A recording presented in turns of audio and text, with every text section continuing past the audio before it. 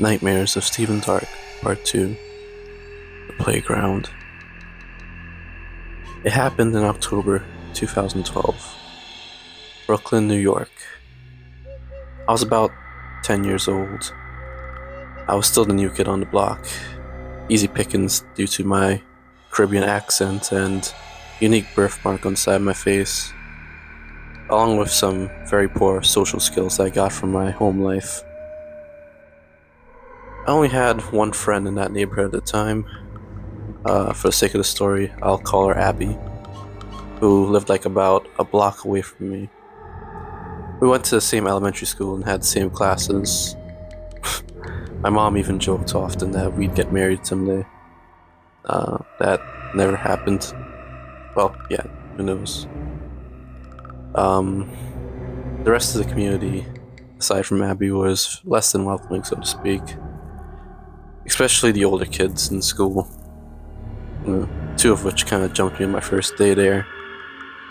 And, well, continues to do so throughout the year. For the sake of the story, I guess I'll call them Arthur and Dylan. One day, in the middle of recess, I saw the two brutes picking on Abby. I couldn't just stand there and let that happen. Abby was one of the only people who were ever really nice to me throughout my entire life in general. So I just walked up to them and yelled at them to cut it out. That's when they both turned slowly towards me. Arthur had this cold, unemotional look on his face as he walked towards me.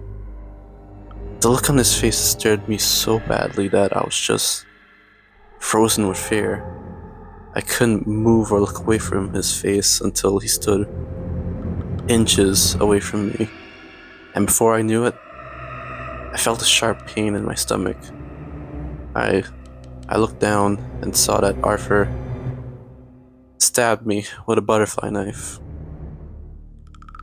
Just as he stabbed me, Dylan runs up and punches me straight in the face, caused me to crash down to the concrete playground floor. They both turned their backs to me and started walking towards Abby, sitting there, terrified on the swings. She was completely paralyzed by fear of the situation.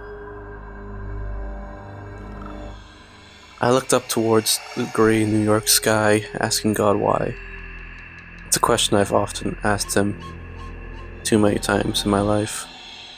All the pain and suffering in my life at such a young age. It always made me ask the question if didn't God love the children? Where was his divine intervention I had prayed for so many times in my life?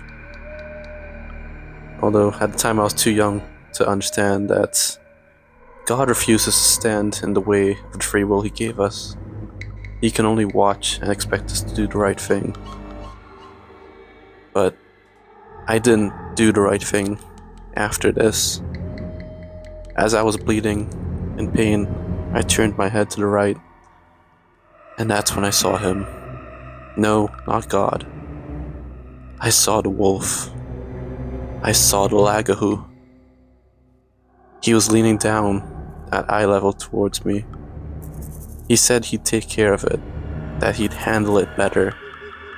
I didn't know what he was talking about, and I didn't even care in the moment. I just turned my face away from him and told him, "Do whatever you want." Even though I wasn't looking at him, I knew he was smiling after he heard me. I closed my eyes, and when I opened them again, I was sitting on top of Arthur's chest.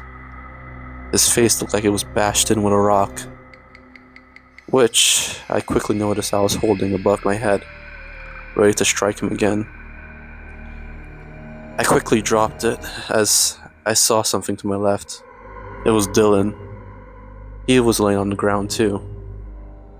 The right temple on his head looked like it was bleeding out, like something had bashed him on the side of it. I turned to look where Abby was, and she was still there, but even more terrified than before. It was then I heard a familiar laugh. The Lagahoo, the wolf, behind me. I turned around and saw the beast laughing its ass off. When suddenly, I woke up. I woke up in my classroom. There was Mrs. Block, yapping about her pregnancy and her boyfriend and another shit, aside from whatever the topic was supposed to be of that class. I looked around the room and I saw Abby was sitting close by looking bored as fuck about the yap session. I looked out the window towards the playground that was now completely empty. And then Miss Block saw that I wasn't paying attention again. Normally when she wailed on me about not paying attention, my anxiety would often spike up and I'd even start crying at certain times. But in that moment, I just felt nothing. After class, I went to talk to Abby and asked if anything strange had happened that day. She was confused and concerned about me.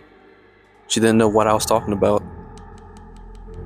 And I thought it was all just, another dream, another nightmare that I had in the middle of the day. But something that always unsettled me about this nightmare, and the way it just blended itself into my reality, is that when I got home that day and took my daily shower, while I was showering, I noticed something. It was a mark where Arthur had stabbed me in the nightmare. After that day, I never saw Arthur or Dylan ever again. On most days, they'd be outside the school by the bridge, glaring down at me and my mom, who always picked me up from school. But I never, ever saw them again.